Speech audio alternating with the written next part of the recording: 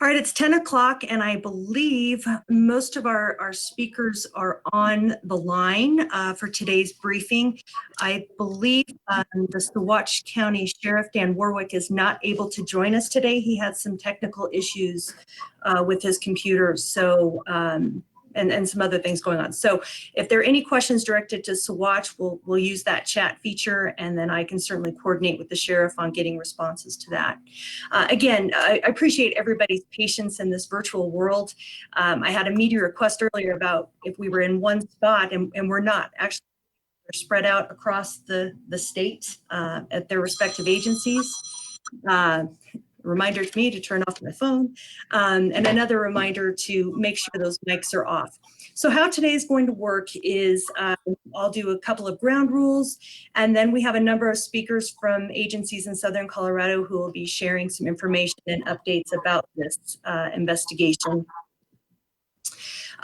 We will have a Q&A. I will warn you at the start that this is very early on in this investigation, and there are far many questions than we have answers for, but we'll do our best to navigate through those. The chat feature is going to be the place where I will monitor those and then direct those questions to the speakers. Let's hold off on those questions until after the speakers are done, and then we'll work through those. And again, for those that we don't get through, I'll coordinate with you at the end of the conference and throughout the day. If you could be sure to leave your name and your media outlet, that would be very helpful as well. Also in the chat box is the list of speakers who are going to be part of today's news conference. Their names and their titles and spellings are there, so that's available to you, so they don't need to be saying their names. And then we'll have some other images that will be shared during the course of the news conference. So I'll pop those links into the chat. If you have any problems accessing that, just let me know and I'll get those to you offline.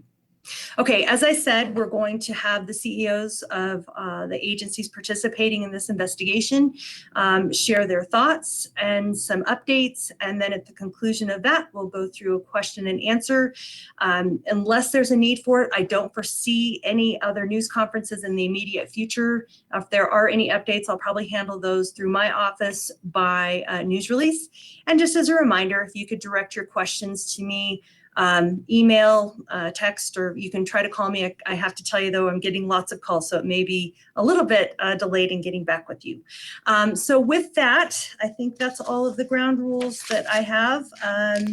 At this point, I'm going to go ahead and get this started, and I would like to introduce the Monte Vista Chief, George Dingfelder, to go ahead and start us off. Chief, go ahead. Good morning. Thank you, Susan. So George Dingfelder, Chief of Police in the city of Monte Vista.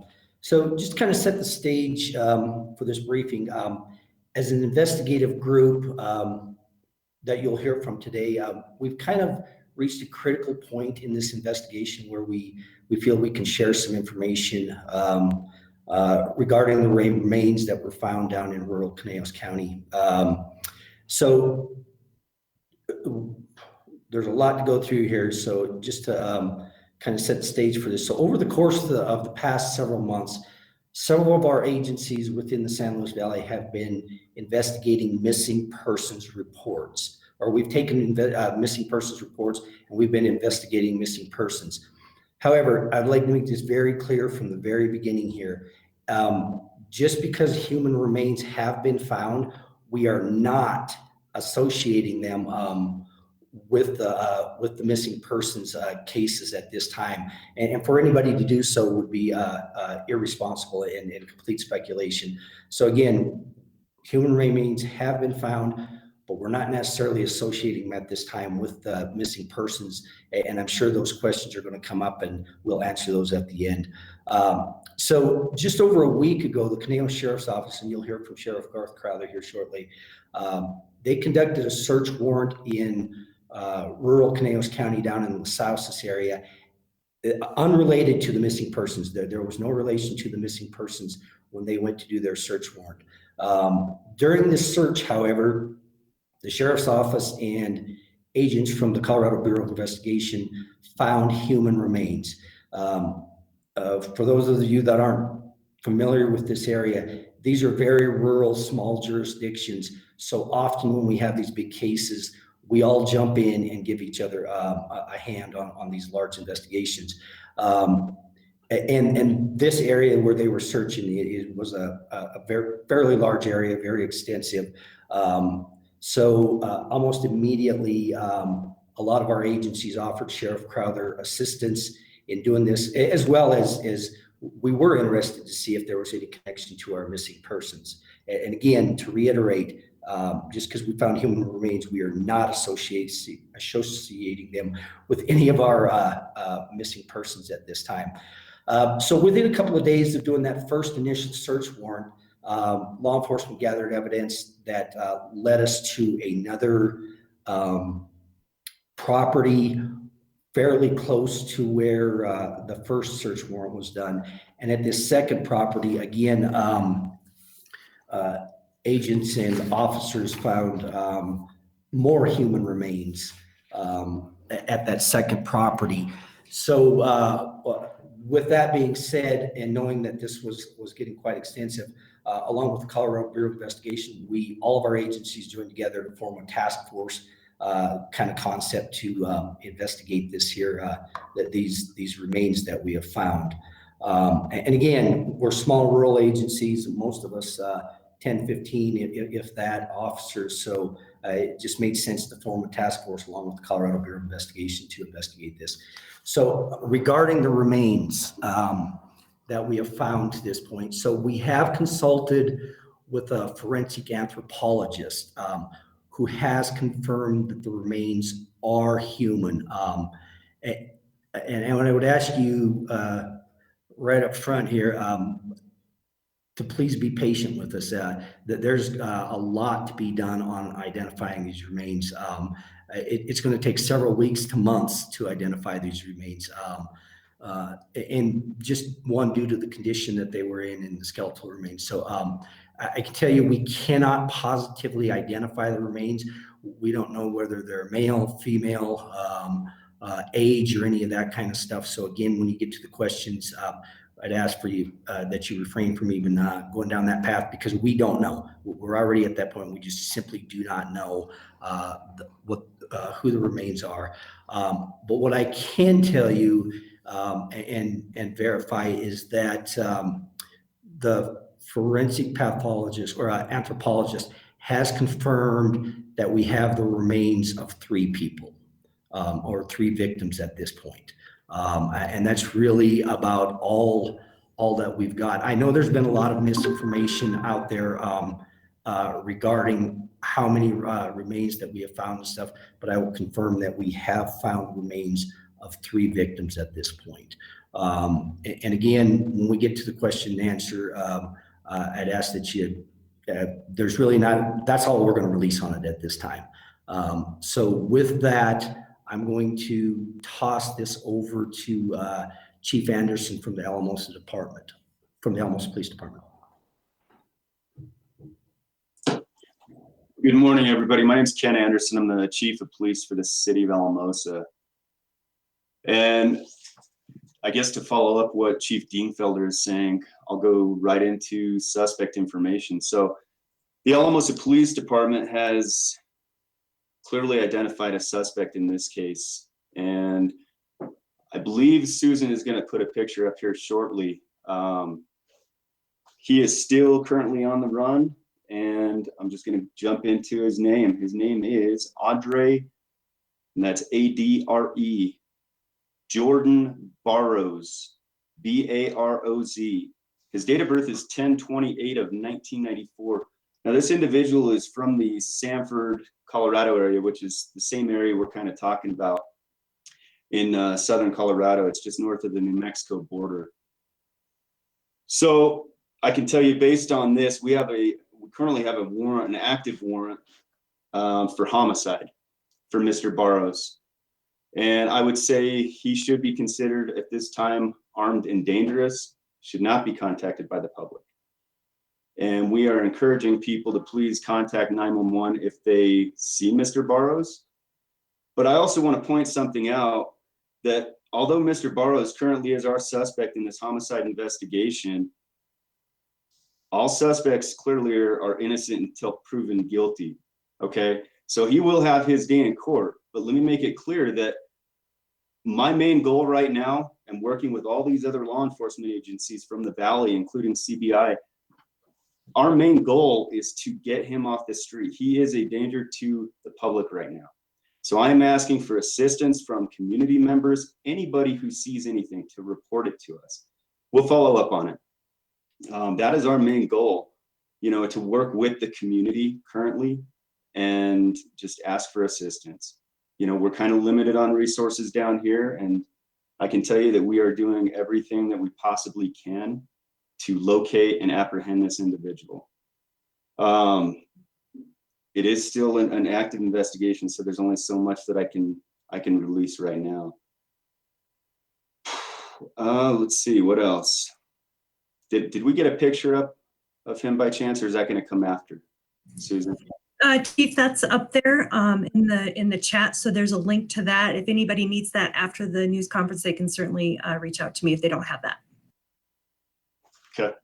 So as George or Chief Dingfelder had mentioned, there's been a number of questions about the suspect being a serial killer. I think it's a little too early to categorize right now. We don't want to speculate at this time. So I think that's clear enough that we're not going to speculate about that.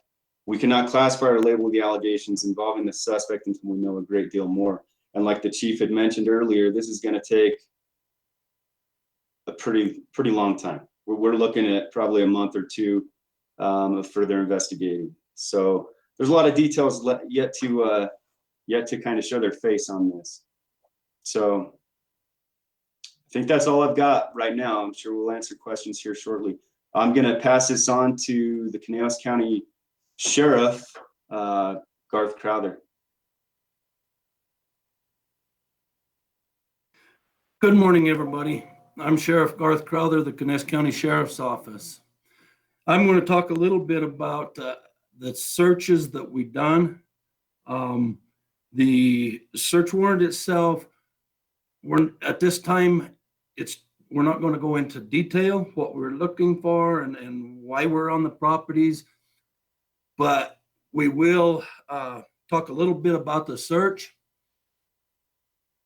On the 10th of November, the Conejos County Sheriff's Office requested assistance from the Colorado Bureau of Investigation to assist us in executing a search warrant on a property in Las Sauces, which is located approximately 20 miles southeast of Alamosa, Colorado. During this search, remains were found on the property. The remains were later determined to be human remains. So based on this information that we found at the first scene, we got a task force together that you've heard about. This task force consists of the Conejos County Sheriff's Office, the Colorado Bureau of Investigation, Alamosa Police Department, the Saguache Sheriff's Office, Monte Vista Police Department, the Colorado State Patrol.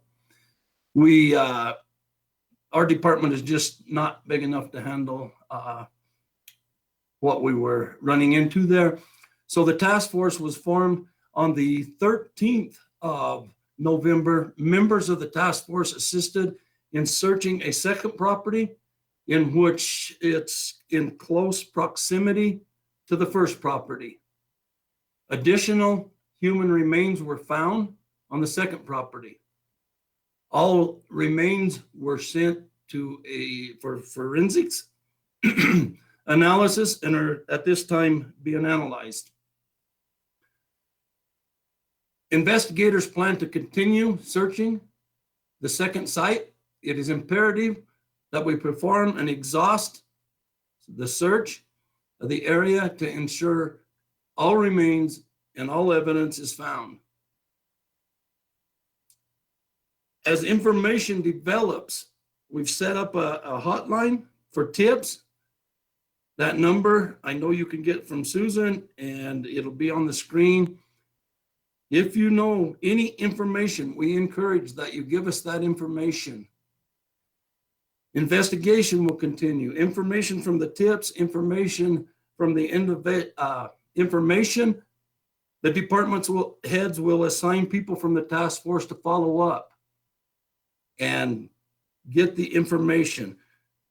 We can't give a lot of information out because of the nature of it, and we don't want to jeopardize the investigation.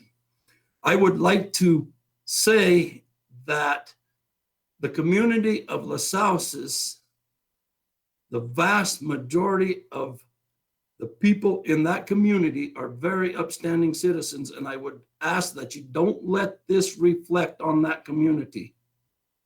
With that being said, I'd like to turn it over to the director of the Colorado Bureau of Investigation, Director Kemper.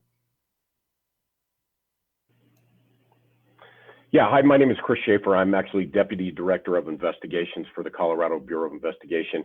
I know Chief Anderson wants to jump back in here for a quick second. He's got something else he needs to say. I do. Thank you, Chris. One thing I did want to point out, I wanted to get I guess his nickname, Mr. Barros' nickname that most everybody knows him by, at least what I'm hearing. He goes by Psycho. I just wanted to put that out there because he is commonly called Psycho around these areas. So I appreciate it. That's all I had. Okay, so obviously there's a lot more work to do in this case. We are using investigative resources from all the respective agencies and more. CBI is processing the crime scenes. From there, we're going to have to get evidence to be tested and analyzed at CBI's Forensic Services Unit. So there's a lot more work to do. I need to emphasize the importance of getting Barros or Psycho into custody. That's our #1 priority right now. As Chief Anderson has said, he is a danger to the public. He should be perceived as armed and dangerous. Now, what we're asking for is for anyone who has any information, either on the whereabouts of Barros or on the investigation itself, to call our tip line. That number is 719-270-0210. Again, the tip line number is 719-270-0210. You can leave your information or you can remain anonymous. We just want you to call if you have any information whatsoever on either the whereabouts of Barros or on the investigation itself. Our priority from now is to get Mr. Barros in custody, and it's also to identify the remains of the individuals that we have found. However, as Chief Dingfelder has said, this could and probably will take a significant amount of time. We don't have any time frame on that, but it will take a significant amount of time. Now, we've also fielded a number of questions about Suzanne Morphew, and that is the individual who's been missing for about 6 months from Chaffee County. I will tell you right now that we have absolutely no indication whatsoever that these two cases are connected. Again, there's no information right now or no indication that these cases are connected. However, that being said, we are going to go and will have been and will remain to go wherever the evidence takes us. Because, sadly, Ms. Morphew is not the only missing person from Southern Colorado. So with that, I'm going to turn it over to the director of the Colorado Bureau of Investigation, John Camper. Thanks, Chris. I appreciate it. CBI, as all of you know, is largely a by-request agency, and we were gratified to be able to participate in this task force and lend any resources that we can. As you can see, the scope is extremely large. It's utilized a wide variety of resources. In addition to the agencies that you've heard from today, we're grateful for the assistance of many others who have contributed, local, state, and federal, to include the U.S. Marshal, Colorado State Patrol, and even the Department of Fire Prevention and Control, who provided us with some air support in a large search area. The CBI Forensic Services Unit has done a remarkable job under very challenging conditions. Let me just say that as identifications of the victims are made, we will most certainly keep all of you advised. But let me add, though, that ultimately there are a few families who will eventually be told that these remains are that of their loved one. And then there are a lot of families that will be told that they are not. In either scenario, it's a traumatic blow. So although I'm sure it goes without saying, I guess I would respectfully ask that you be aware of the trauma and emotions that families can experience as a result of media speculation, requests for interviews, and so forth. So with that, I believe he's joined us. Before we open it up to questions, let me turn it over to 12th Judicial District Attorney Robert Willett for a few final words. Good morning, ladies and gentlemen. I hope you can hear me. I'm joining by telephone this morning. I just want to echo that, law enforcement has worked tirelessly since this situation came to the attention, and our office has supported this to a limited extent at this point because essentially the case is still in the hands of law enforcement. However, I would echo that Mr. Barros at this point is presumed innocent. He will have his day in court once he's apprehended.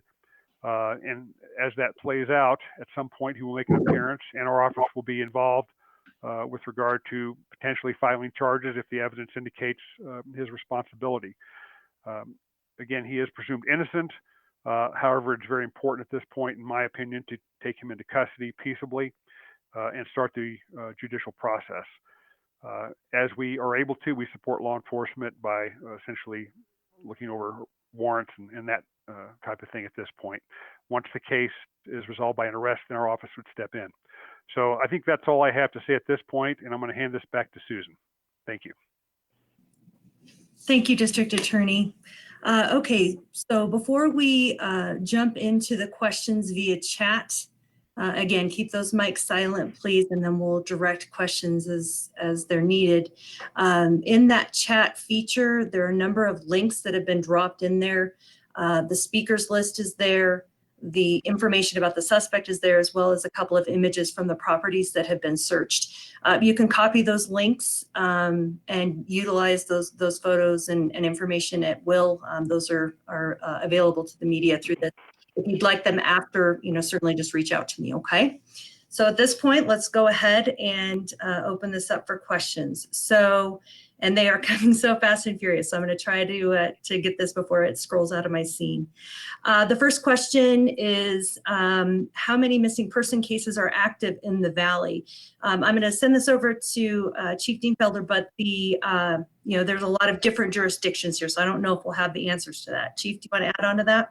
Yeah, so it's a great question, and we knew that would come up. So I can't tell you that number. I can just tell you what our agencies, I know of at least 3 or 4, probably more. But again, as Deputy Director Schaefer mentioned, there's a lot of missing persons, as well as what Director Camper discussed. There's a lot of missing persons all over southern Colorado, and we're very close to the New Mexico border. So northern New Mexico, southern Colorado, there's a lot of missing persons. And I think Director Camper said it best, is there's a lot of people want to know where their loved ones are. And so it's really too early to, there's just no way we can put a number on that without contacting every agency in southern Colorado. So the next question is related to the search warrant. That's from Priscilla. Do we want to talk a little bit about that? I know things are sealed. Chief, do you want to address that? So I'm looking, what's the question? Oh, I'm sorry. What was the original search warrant related to activities by Mr. Barros? I believe Sheriff Crowder probably answered that best, but I believe it was related to stolen equipment and stolen vehicles. Great. Our next one is from Jeremy from CNN. Let's direct this to Chris Schaefer. Again, very early on, so I don't know how much information we have, but was forensic information available to determine how long the remains would have been there on the properties or the length of time they had been decomposing? Yeah, being very early on in the investigation, we do not have any of that information yet. Whether that will even come out in time, I can't tell you. I don't want to speak to the condition of those, but yeah, we just do not have that information. Okay. Julia from ABC wanted the spelling of the suspect. It's Adre, A-D-R-E, Jordan, J-O-R-D-A-N, Barros, B-A-R-O-Z, date of birth 10/28 of 94. And as a reminder of what Chief Anderson had indicated, he does go by the name Psycho. That's what most people in the area would know him as. The next is from the Valley Publishing. Is there any indication of cause of death? I'll go ahead and direct that to Deputy Director Schaefer. Again, at this time, it's way too early. You have to realize that these search warrants started right around a week ago. No, we do not have that information. That will take some time to come out. Great. Chief, I'll just throw this out. I'll start with you, Chief Dingfelder.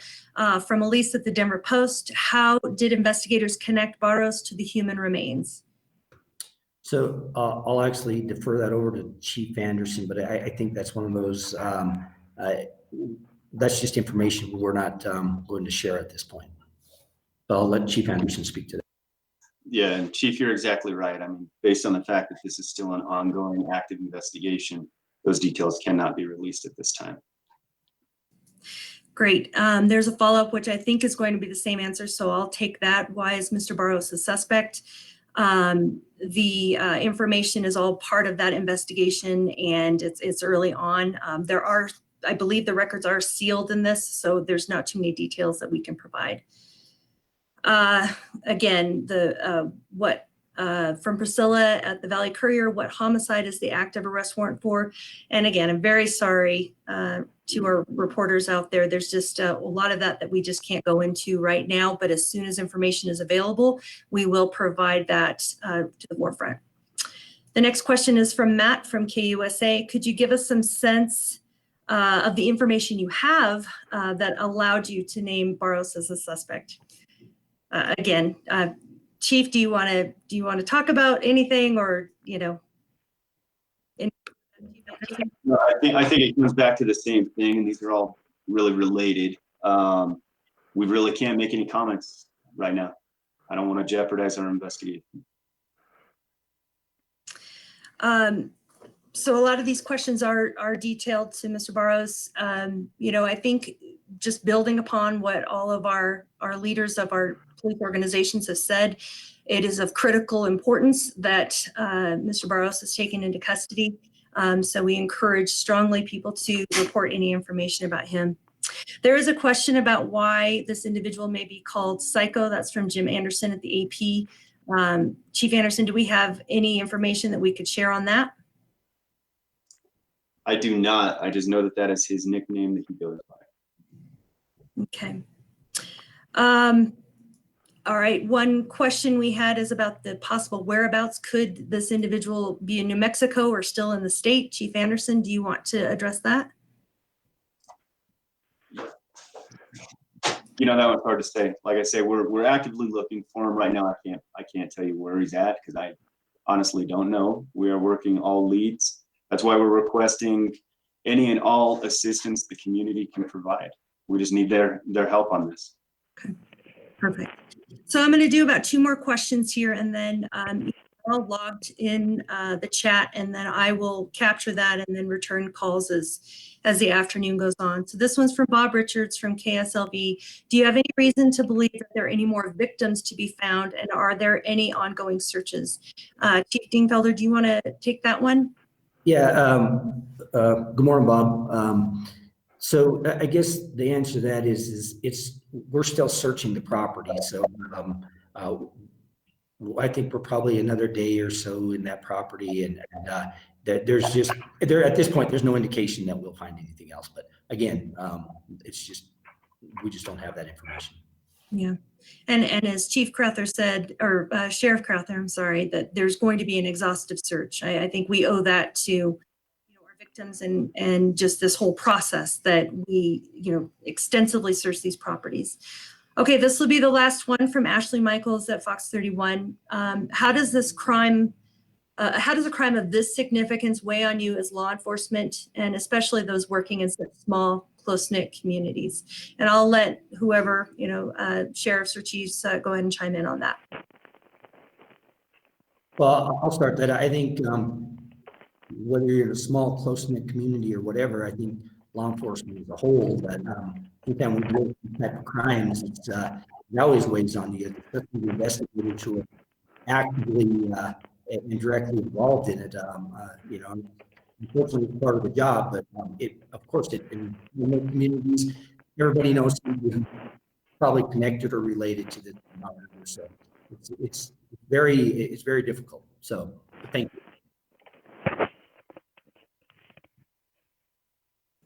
Chief or Sheriff, would you like to join in on any of those, or are you in a good place? I can jump in just real quick. I mean, if they're asking for opinions as far as what this does, obviously we don't see cases like this very often. Like I had talked to one of the Denver reporters briefly yesterday, you know, she asked about the community, and I can tell you, the San Luis Valley itself is fairly small. It's a very tight-knit community, though. We really know a lot of people here. You know, most of us have grown up here. So now we're at a point where it is imperative, and I've said this already, it is imperative that we get this individual off the street. When I say he's a danger to the community, I mean exactly that. He's a danger, and we really need assistance to get him apprehended as soon as possible. You know, just trying to keep the community safe. That's our number one goal. Keep the community safe, and we're trying to do the best we can right now. We're just asking for a little assistance. So I think it takes a toll on us, obviously. So, you know, thanks to all the other agencies who had jumped in and helped out, and Director Camper and his team. Without him, we'd be struggling. So it's great. Law enforcement's a team, and this is really showing how we operate. So, Thanks, Chief. Sheriff, do you have any final thoughts? I would just say all of our people that's under us have just worked themselves to exhaustion. And I am proud of all the people that's come together on this. And we as the department heads, we have to appreciate the ones that are, what I would say, the worker ants out there and doing the job. And I am proud of them. Well said. All right, at this point, I think we're going to go ahead and wrap this news conference. As a reminder, I'll go through the questions that are there and reach out to individuals who have those questions. Unless there's a need for it, we won't have another press briefing, but you know, we would use a news release to provide any breaking news updates with this. Please direct all media inquiries to me. I'm the hub for that, and if I don't know the answer, I'll certainly research that and get that information. I'd like to let these individual agencies focus on the task at hand, which is trying to locate this individual. So thank you again for joining us, and we'll talk soon.